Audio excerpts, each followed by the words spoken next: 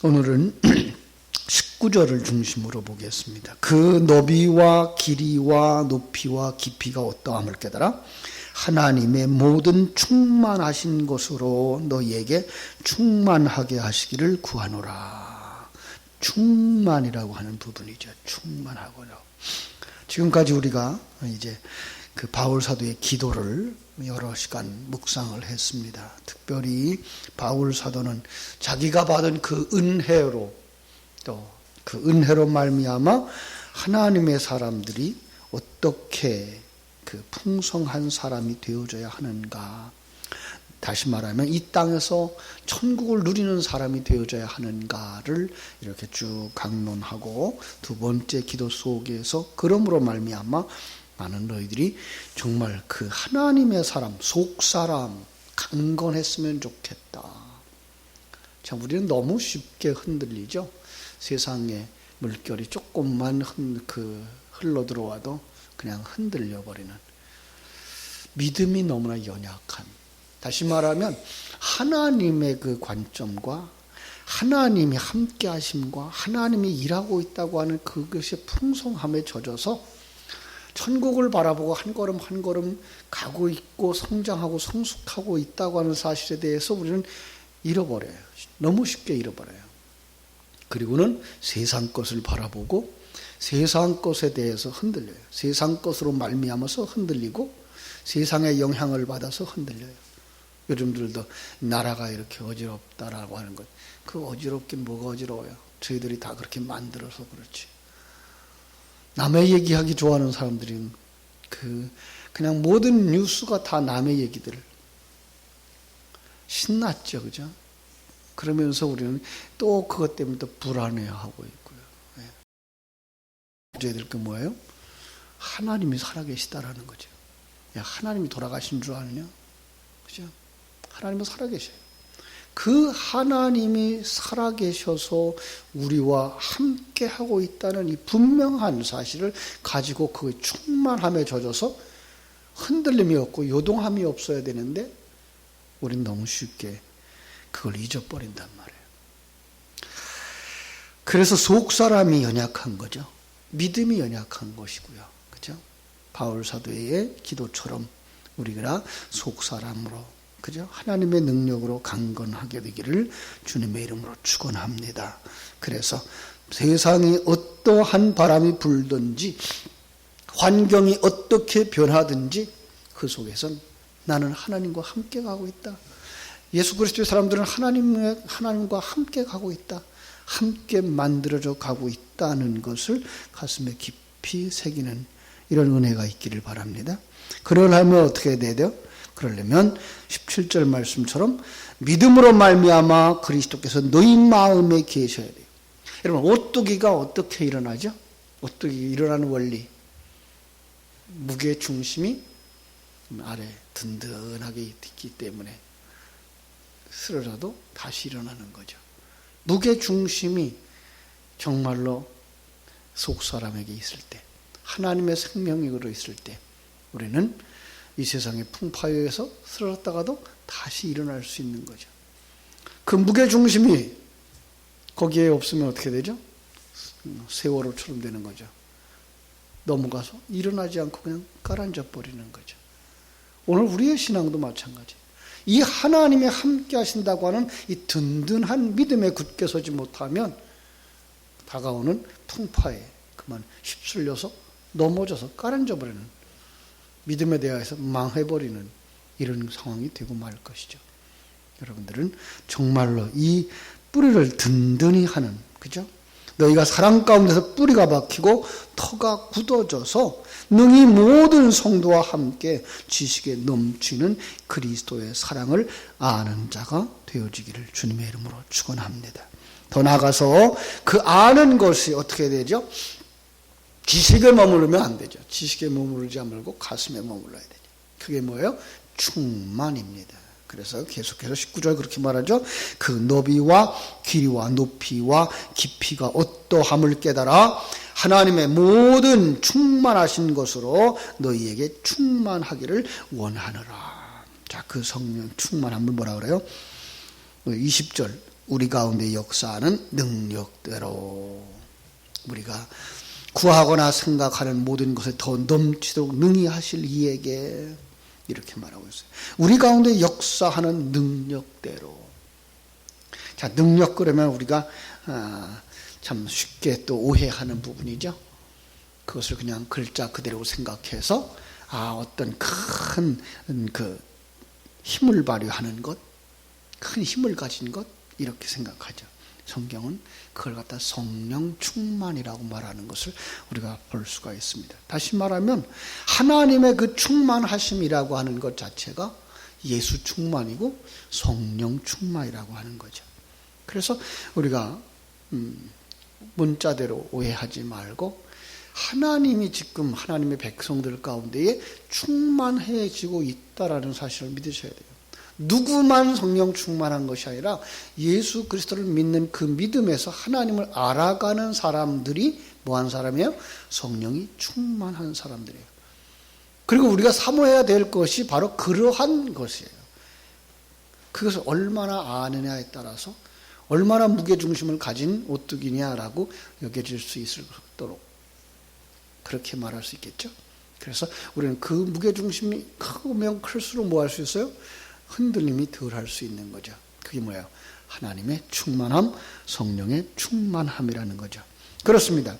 성령 충만함, 사도행전 1장 8절처럼 또 문자적으로만 보면 어떻게 되죠? 능력을 받고 그래요. 성령이 너에게 임하시면 너희가 큰 능력을 받고 권능을 받고 오해죠. 그죠? 성령 충만함의 어떤 모습들을 우리가 그 당시에 있었던 병고침이나 기적을 행하는 어떤 것들로 보지 마시고요. 성경 전체가 말하고 있는 성령의 충만함으로 보셔야 됩니다. 여러분, 성령의 사도행전에서 성령이 언제 오죠? 사도행전 2장에서 기도하고 있는 그들에게 와요. 자, 3년 반 동안 예수님과 함께 공부했어요. 경험했어요. 그런데 그걸 가지고도 그들이 그 풍성함 가운데 거하지 못했어요. 그들이 부활하시고 나서 예수님이 이제 성령으로 잉태되어지고 세례받으시고 십자가에서 죽으시고 부활하시고 영예영명으로 들어갔어요. 모든 걸 다 보여주셨어요. 자, 그리고 나자 그들이 뭐해요? 그들이 열흘 동안을 기도해요. 그 기도 속에 뭐가 와요? 성령이 오시는 거예요. 말씀을 되새김질한 거예요. 그들에게 베풀어 주신 하나님의 모든 은혜들, 믿음에서 믿음으로 오는데 그 앞에 있는 믿음, 하나님의 모든 계획들과 일하심을 다 묵상한 거예요. 그랬더니 그게 뭐가 돼요? 그게 내 안에서 믿음이 되는 거예요. 그게 내 안에서 성령이 충만함이 되는 거예요. 깨달음이 되는 거예요. 그 하나님이 지금 우리와 함께 하시는구나. 예. 그 하나님이 우리와 함께 하시는구나. 여러분, 우리의 성경의 우리의 신앙도 마찬가지예요. 성경적인 지식들이 많이 있어요. 우리가 많은 경험들을 가지고 있어요. 예, 역사 속에 있는 많은 이야기들을 다 가지고 있어요. 그런데 그게 우리 속에서 생명이 되어져요. 그 생명이 되어지는 그 비밀은 어디에 나와요? 그들이 전심으로 기도했어요. 우리는 이것도 역시 그냥 글자대로만 생각해서 그들이 다른 것도 하지 아니하고 오직 기도만 주세요 주세요 하고 했나 보다라고 했는데 아니고 진리의 되새김질이에요. 왜 성령으로 잉태되어져야 됐는지, 왜 세례를 받으셔야 됐는지, 왜 십자가에서 죽으셔야 됐는지, 그리고 죽으심과 그 부활은 무엇을 의미하는지, 하나님의 영역에서 오셨다가 하나님의 영역으로 돌아가는 그 예수 그리스도의 사역은 무엇인지를 그들이 묵상하고 묵상하자 그들 속에 성령이 임하신 거예요. 깨달음이에요. 그래서 사도행전 10장에 보면은 이제 고넬료의 가정에, 그죠? 베드로가 와서 10장 44절에 보면 이렇게 말하죠. 베드로가 이 말을 할 때에 성령이 말씀 듣는 모든 사람에게 내려오시는 거예요. 여러분, 이거는 베드로에게만 그리고 고넬료에게만이 아니라 오늘도 말씀을 사모하고 말씀을 귀를 기울이는 모두에게요. 이 새벽을 깨우는 여러분들에게요. 그것이 지식으로 있지 아니하고 그게 나에게 말씀하시는 거구나, 나에게 역사하시는 거구나를 깨달아 알 때 그게 뭐예요? 성령이 임하시는 거예요. 이걸 아셔야 되는 거예요. 사도행전 19장 6절에도 바울이 그들에게 안수함에 성령이 그들에게 임하자 방언도 하고 예언도 했다 그래요. 자, 안수가 뭐라 그랬어요? 안수. 구약의 안수는 죄인의 죄를 어린 양에게 전가시키는 거예요. 죄인이 그냥 손을 얹었다고 해서 그게 상징이죠. 손을 얹은 거 뭐예요? 내 모든 죄를 이 제물에게, 그리고 이 제물이 죽어서 가는 걸로. 신약의 안수는요, 신약의 안수는 내가 가진 모든 진리를 다 너에게 준다예요. 예. 그래서 바울 사도가 뭐예요? 그들에게 안수했다는 건 뭐예요? 말씀을 그들에게 몽땅 다 전해주고 있는 거예요. 내가 알고 있는, 경험하고 있는, 내가 성령으로 충만되어진 그 내용을 다 주는 거예요. 그러자 그들이 뭐예요? 성령에 충만해. 그렇구나. 아브라함의 하나님만 되는 게 아니고 이삭의 하나님만 되는 게 아니고 나의 하나님이 되시는구나. 죽은 자의 하나님이 아니라 산 자의 하나님이구나. 그게 뭐예요? 성령 충만인 거예요. 그러면 그들도 뭐 할 수 있다고요?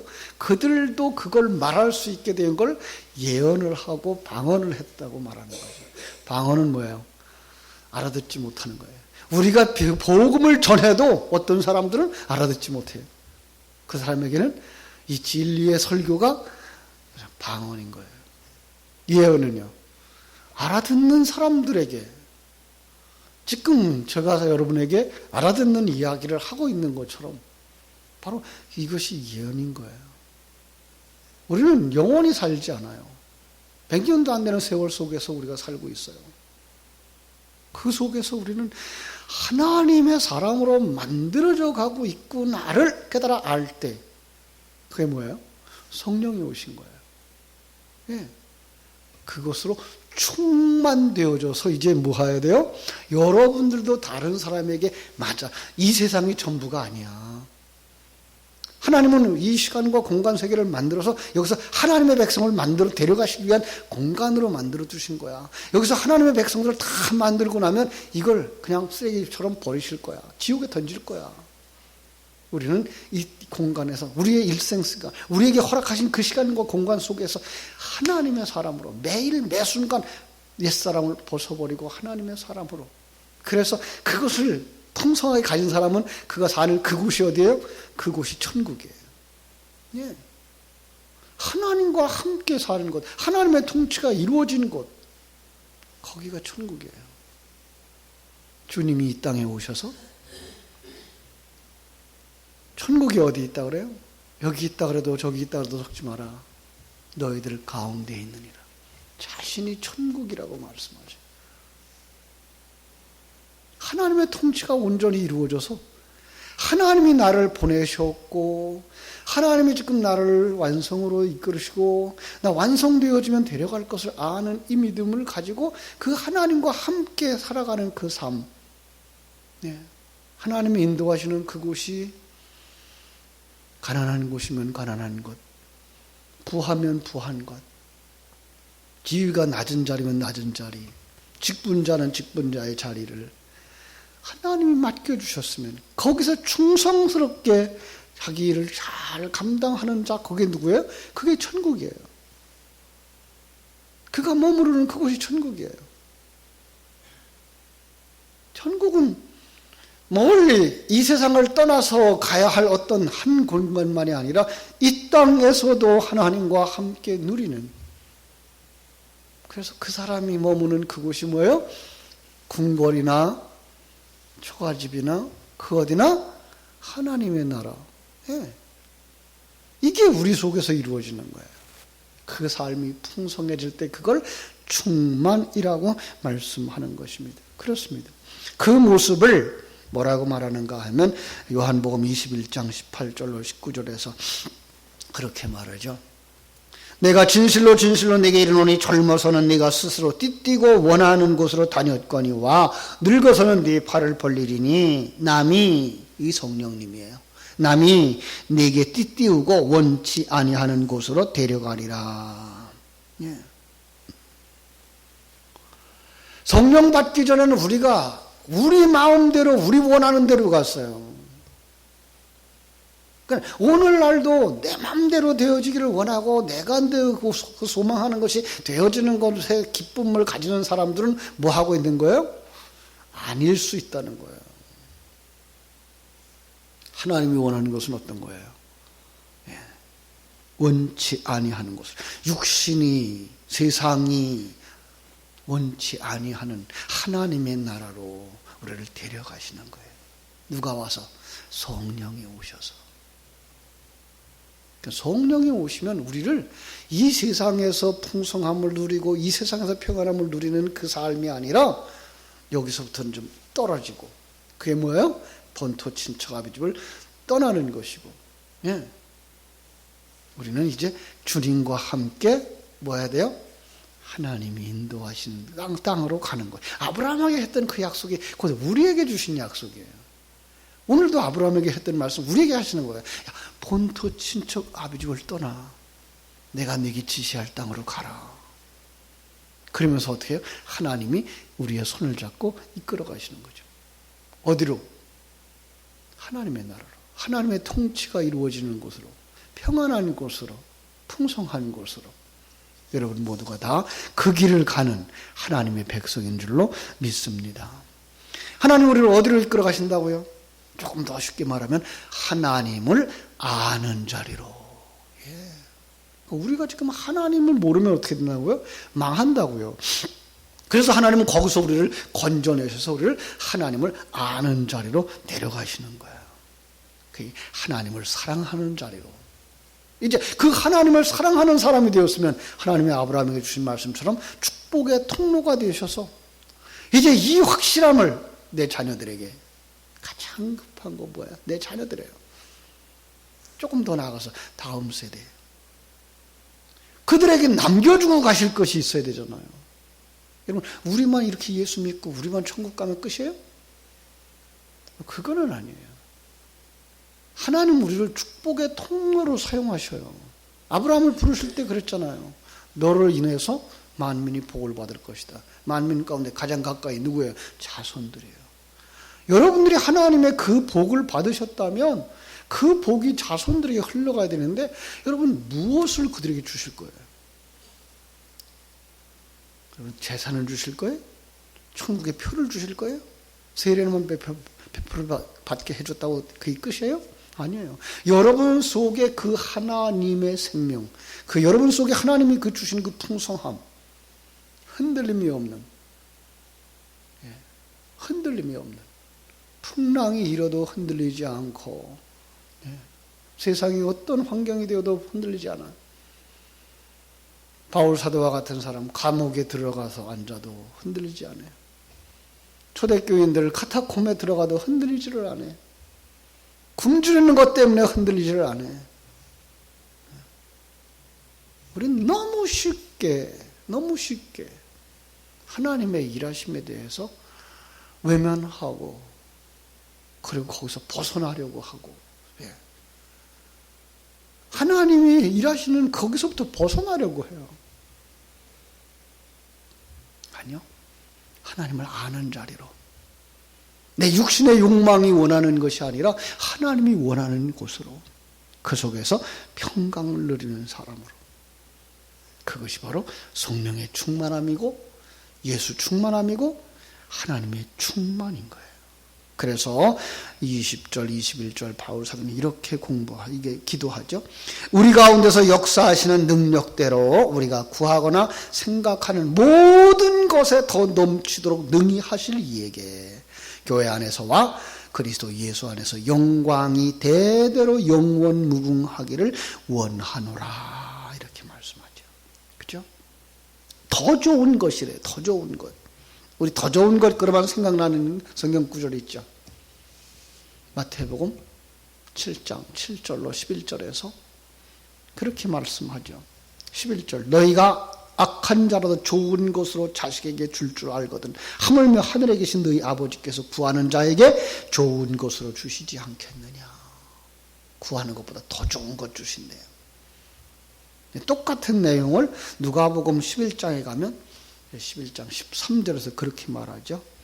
너희가 악할지라도 좋은 것으로 자식에게 줄 줄 알거든 하물며 너희 하늘 아버지께서 구하는 자에게 성령을 주시지 않겠느냐. 더 좋은 게 뭐예요? 성령이라는 거죠. 하나님을 깨달아 아는 거라는 거죠. 진리의 말씀이라는 거죠. 그런데 이것이 너 하나만이 아니라는 거예요. 교회를 묶어줘요. 우리는 교회라고 하는, 그래서 이 교회가 한 몸으로 묶어진 거예요. 나만 깨달아 알고 거기서 나만 평강을 누리고 기뻐하는 것이 아니라 우리는 함께예요. 여기서 우리는 우리의 사명을 깨달아 알 수 있는 거죠. 예. 그냥 힘들게 하는 사람들 다 털어버리고 나 혼자 아니고 그들을 품고 그들과 함께 힘드셔요. 그러나 그것이 뭐예요? 나를 살리는 길이라니까요. 전에도 한번 얘기했죠. 하나님의 사람이 산 넘어 동네에서 집회가 있는 거예요. 부흥회가 있는 거예요. 추운 길 둘이 같이 가는 거예요. 같이 가다가 너무나 추운 거예요. 그런데 가다 보니까 한 사람이 쓰러져 있는 거예요. 보니까 죽진 않았어요. 아직도. 그런데 너무나 움직이지도 못하는 거예요. 꽁꽁 얼어서. 같이 가던 친구한테 물어보죠. 야, 이 친구 메고 가자. 이 친구 데리고 가자. 이렇게 내버려두면 죽을 거야. 그 친구 하는 말이, 야, 그 친구 데리고 가려고 그러다가 우리도 길가에서 얼어 죽어. 그거 먼저 가버리는 거예요.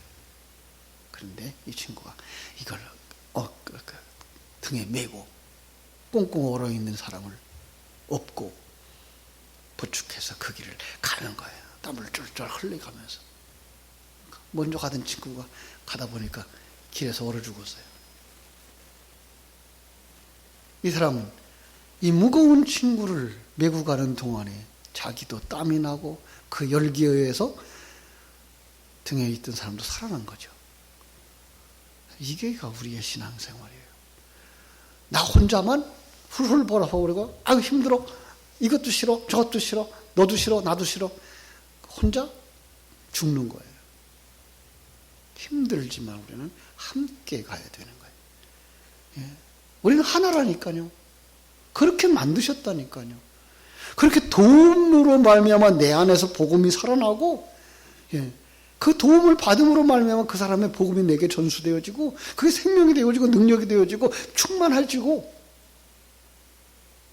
여러분, 혹 우리가 그 사명을 잃어버리고 나 혼자만 일하고 가려고 하지는 않습니까? 다시 한번 오늘 말씀을 묵상하면서 함께 우리는 천국까지 가야 되는 사람들, 물론 갈등이 있을 수 있어요.